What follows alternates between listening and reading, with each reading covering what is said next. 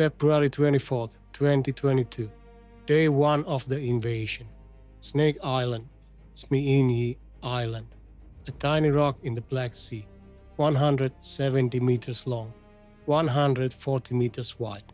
Total area 0.17 square kilometers. Population 0 permanent residents, 1 lighthouse, 1 dock, 1 small garrison of 13 Ukrainian border guards. Strategic value essentially 0. Military significance none. 1800 hours. Russian warship Moskva, flagship of the Black Sea Fleet, 12,500 tons guided missile cruiser worth $750 million, approaches the island. Demands Ukrainian garrison surrender. The response becomes legendary. Russian warship, go fuck yourself. The 13 guards refuse surrender. Russian forces bombard the island. Storm it with marines. Capture or kill the garrison. Plant Russian flag. Mission accomplished. Russia now controls Snake Island. Cost of capturing worthless rock minimal. 1 day's operation. Maybe 50 troops involved. Some ammunition expended. The island is Russia's. The strategic value is still 0. But Russia will spend the next 4 months desperately trying to hold it. And the cost will be catastrophic. By June 30th, 2022, when Russia finally evacuates Snake Island, they've lost.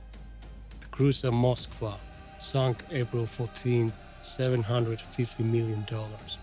Multiple helicopters shot down. Several landing craft destroyed. A Panzer air defense system destroyed. A Raptor patrol boat sunk. Ammunition depots destroyed. Radio and radar equipment demolished.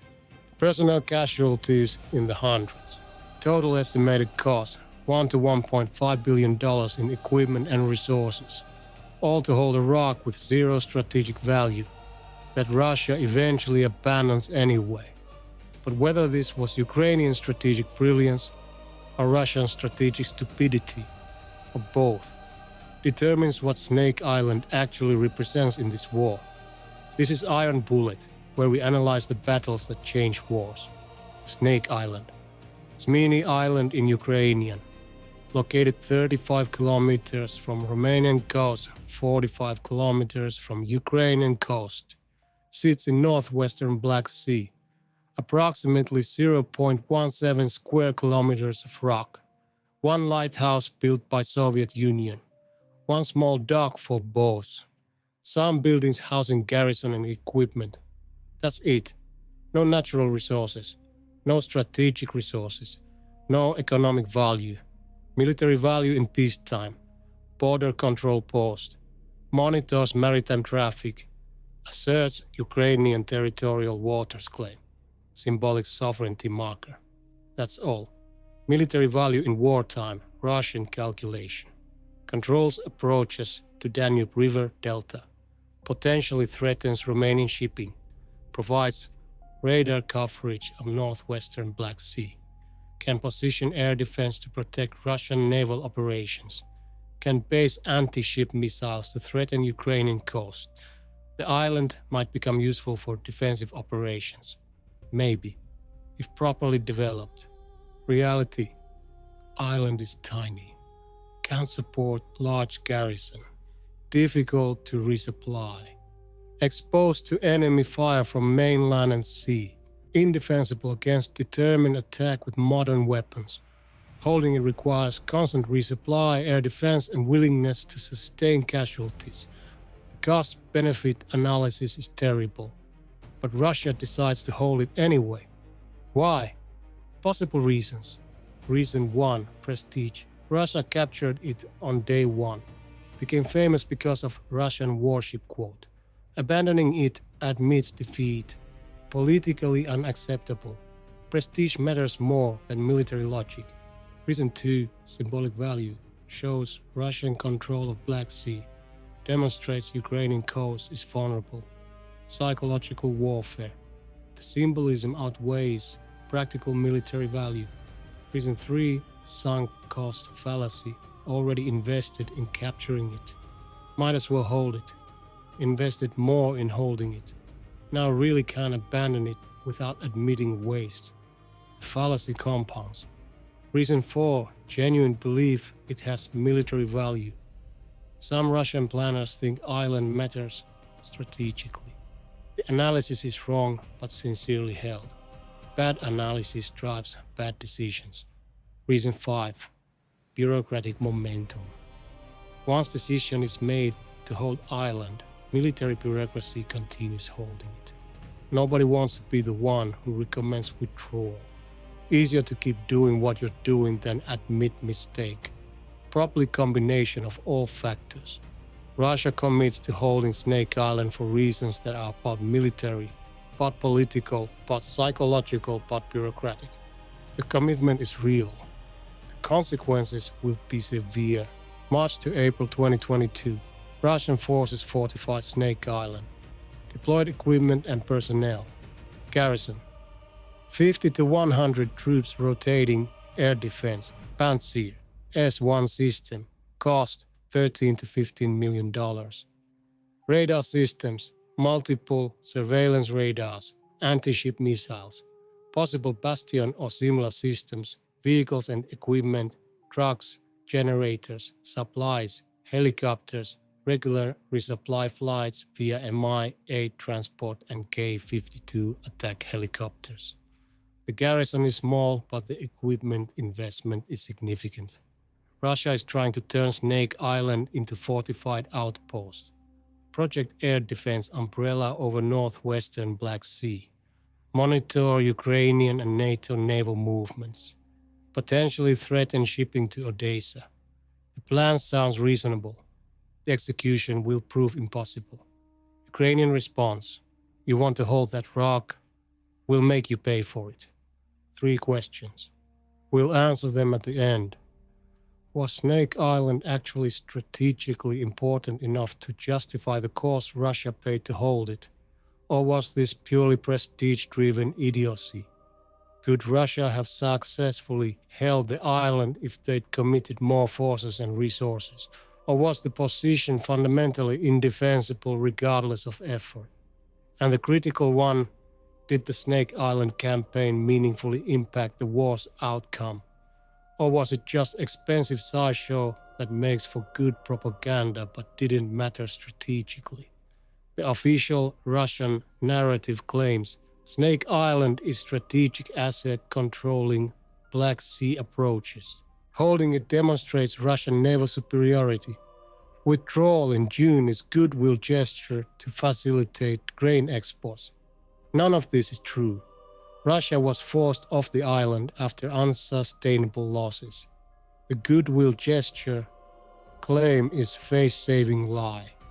The Ukrainian narrative celebrates heroic defense that became symbol of resistance, strategic campaign that degraded Russian Black Sea fleet, brilliant use of Western weapons to achieve victory. All partially true, but also simplified. The reality is more complex and the victory was more contingent than Ukraine admits publicly. Because Snake Island campaign reveals something uncomfortable for both sides. Modern warfare makes small exposed positions indefensible regardless of who holds them. Russia couldn't hold it despite massive resource investment. Ukraine won't reoccupy it after Russian withdrawal because they can't hold it either. The island is military dead zone. Both sides learned this. Russia learned expensively. Stay with me. What happens in April to May reveals why this tiny island became graveyard for Russian equipment. But the reasons aren't what either side's propaganda claims. April 2022, Ukrainian campaign to make Snake Island untenable begins. Ukrainian assets targeting Snake Island TB2 Bayraktar drones. Turkish-made, relatively cheap, $5 million, proven effective Neptune anti-ship missiles. Ukrainian-made cruise missiles, 280 kilometers range, Soviet-era missiles and artillery. Whatever Ukraine has available, intelligence, Western satellite imagery, drone reconnaissance, signals intelligence, planning, Systematic targeting of Russian logistics and air defense, Ukrainian strategy. Don't assault the island, just make it impossible to hold. Target resupply helicopters, supply boats, air defense systems, radar installations, ammunition stockpiles, personnel, everything Russia needs to maintain garrison. The attrition campaign doesn't need to recapture island, just needs to make cost of holding it unbearable. April 14, 2022. Moskva sinks. Russian flagship cruiser worth $750 million.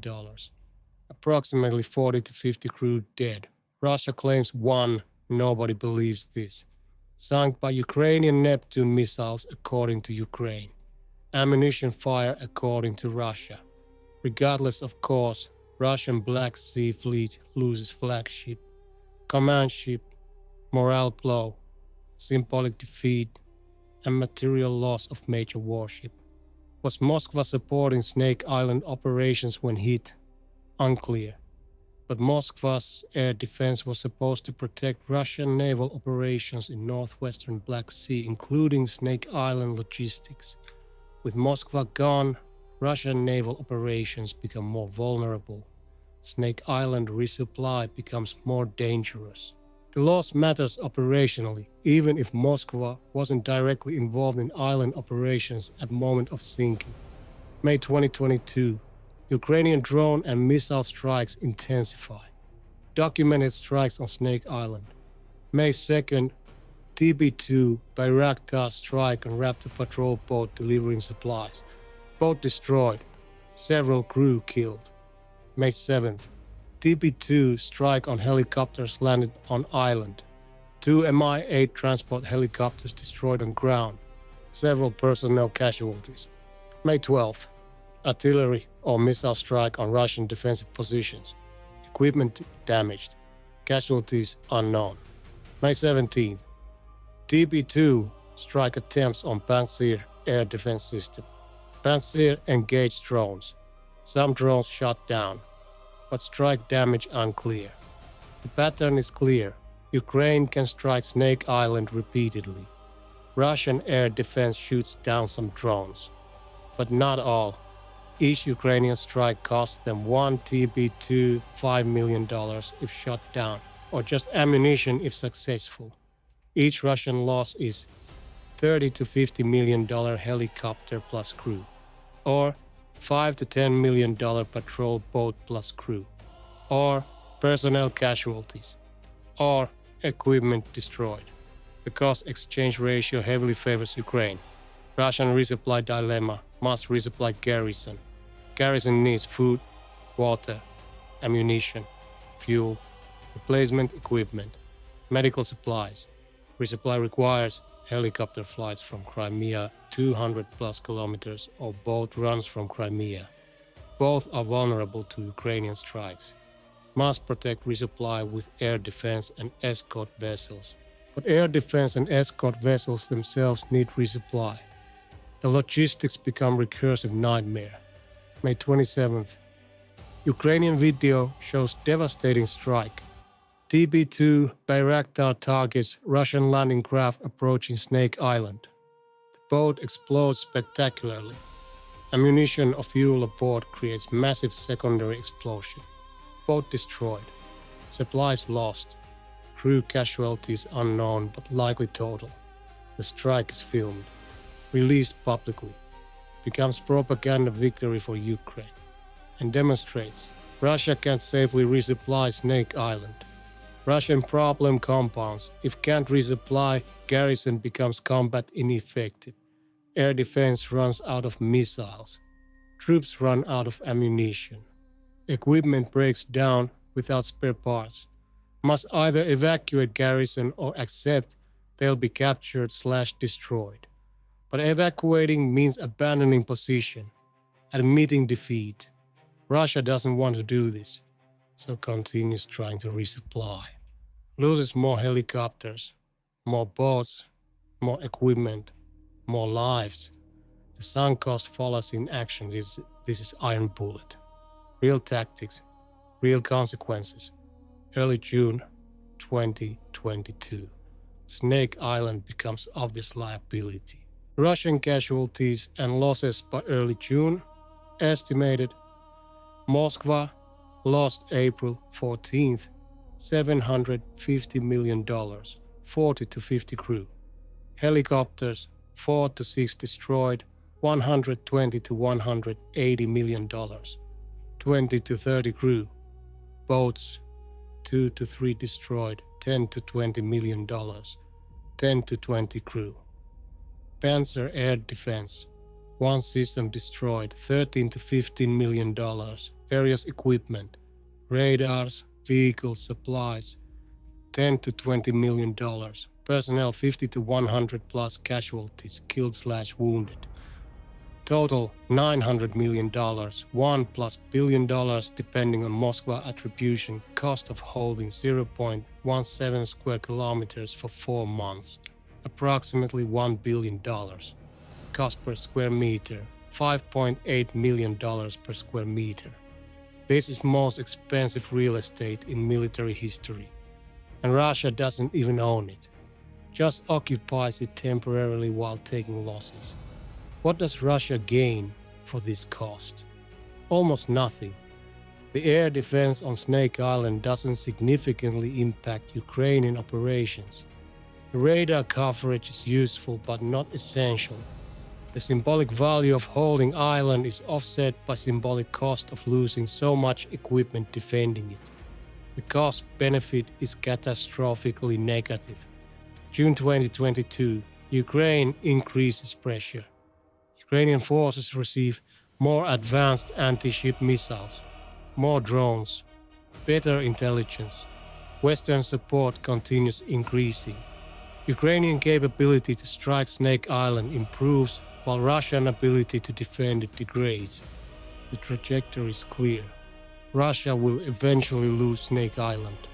Only question is when and at what additional cost. June 20th, major Ukrainian strike package hits Snake Island. Multiple TB2 drones. Artillery from mainland, possibly provided by Western M777 howitzers with extended range. Anti-ship missiles. Coordinated assault on Russian positions. Russian air defense engages. Shoots down some drones. But others get through. Strikes hit. Ammunition storage, massive explosion. Another Panzer system damaged or destroyed. Personnel casualties, unknown number. The island is burning. Smoke visible from satellite imagery. Russian garrison is under siege. Russian command face decision. Commit more resources to hold island, or cut losses and evacuate. The rational military decision is obvious. Evacuate. Position is indefensible. Cost is unsustainable. Strategic value is negligible. Continuing to hold island is throwing good money after bad. Every military analyst can see this, except apparently Russian military command. They keep trying to hold it. Why? Political pressure, prestige, refusal to admit mistake. The same reasons Russia got into this mess prevent them from getting out of it rationally. So the losses continue. The waste continues. Until reality forces decision nobody wants to make. June 29th. Ukrainian forces conduct massive strike. Details are unclear, but satellite imagery shows multiple buildings on island destroyed. Defensive positions obliterated. Equipment wrecked. The island is being systematically demolished. Russian garrison is no longer combat effective. Air defense is degraded or destroyed. The position is untenable. Russia has no choice. June 30th, 2022. Russia announces goodwill gesture withdrawal from Snake Island to facilitate grain corridor. This is lie. Russia was forced off by sustained Ukrainian strikes making position impossible to hold. But admitting military defeat is politically unacceptable. So Russia claims voluntary withdrawal for humanitarian reasons. Nobody believes this. but it allows Russia to save face while doing what they should have done in March. Abandon worthless rock they never should have tried to hold. Russian forces evacuate. Ukrainian forces do not immediately occupy island. Why? Because they can't hold it either. Island is within range of Russian missiles and aircraft from Crimea. If Ukraine occupies, Russia will strike it just like Ukraine did. The cost-benefit is negative for both sides, so island remains no man's land. Disputed territory neither side wants badly enough to pay the cost of holding it. Final tally of Snake Island campaign. Russian losses. Minimum confirmed. Cruiser Moskva. $750 million if attributed to Snake Island operations. Helicopters. 4 to 6 destroyed, $120 to $180 million. Patrol boats. 2 to 3 destroyed, $10 to $20 million. Panzer systems. 1 to 2 destroyed, $15 to $30 million. Other equipment. $20 to $30 million. Personnel. 100 to 200 casualties estimated. Total. $915 million to $1.01 billion without Moskva. Total. $1.665 billion to $1.76 billion with Moskva. Russian gains. Held island for 4 months. Achieved 0 strategic objectives. Wasted enormous resources. Suffered heavy casualties. Lost prestigious flagship. Demonstrated Black Sea Fleet vulnerability. Boosted Ukrainian morale. Enabled Ukrainian propaganda victories. Net strategic result. Catastrophic loss. Ukrainian costs. TB2 drones. 5 to 10 lost. $25 to $50 million. Missiles and ammunition. $10 to $20 million. Operational costs minimal. Total. $35 to $70 million. Ukrainian gains. Forced Russian withdrawal. Degraded Black Sea Fleet. Destroyed $1+ billion Russian equipment. Massive propaganda victory. Demonstrated effectiveness of Western weapons. Boosted domestic and international morale. Improved strategic position in Black Sea. Net strategic result, major victory at minimal cost. Cost exchange ratio 15 to 1 to 50 to 1 favoring Ukraine depending on whether Moskva is included. This is one of most lopsided cost exchanges in modern warfare history. Which factor made Snake Island indefensible? A. Ukrainian precision weapons. B. Exposed geographic position. C. Russian logistical constraints. The answer reveals why modern warfare favors offense over exposed defense. Keep watching. Let's answer the 3 questions now. Was Snake Island strategically important enough to justify Russia's costs? Absolutely not. The island provided minimal radar coverage redundant with other systems. Potential missile launch positions unused or minimally used. Symbolic control of Black Sea, meaningless given Russian fleet's vulnerabilities. Prestige destroyed by cost of holding it. Against these marginal benefits, $1+ billion in equipment losses. 100 to 200 casualties. Moskva sunk, possibly related. Massive propaganda defeat. Demonstration of Black Sea Fleet weakness. Forced to withdraw anyway. The cost-benefit is obviously catastrophically negative. No rational military analysis justifies the cost. This was prestige-driven decision-making overriding military logic. Russia held Snake Island because admitting it was worthless would be admitting error. The sunk cost fallacy compounded. Each loss made abandoning island more difficult politically because meant all previous losses were wasted. So Russia kept losing more, until position became so obviously untenable that even political pressure couldn't justify continuing. This is textbook bad strategic decision making. Letting prestige override military necessity, holding position for symbolic reasons despite unsustainable costs, refusing to cut losses because already invested too much. Every mistake in strategic thinking concentrated in one small island. Could Russia have held Ireland with more resources? Probably not. The fundamental problem isn't insufficient resources, it's geographic exposure. Snake Island is 35 to 45 kilometers from mainland coasts, within range of Ukrainian artillery, anti-ship missiles, drones.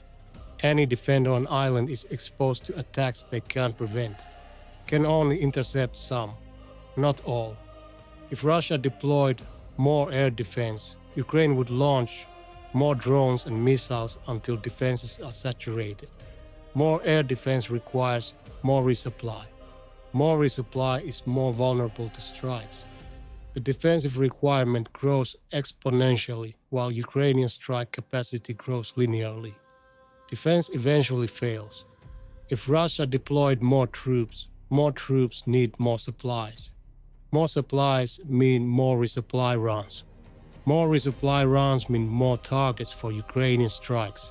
More losses. The troop increase doesn't solve problem, it amplifies it. If Russia provided continuous air cover, requires combat air patrols over island 24/7. Expensive.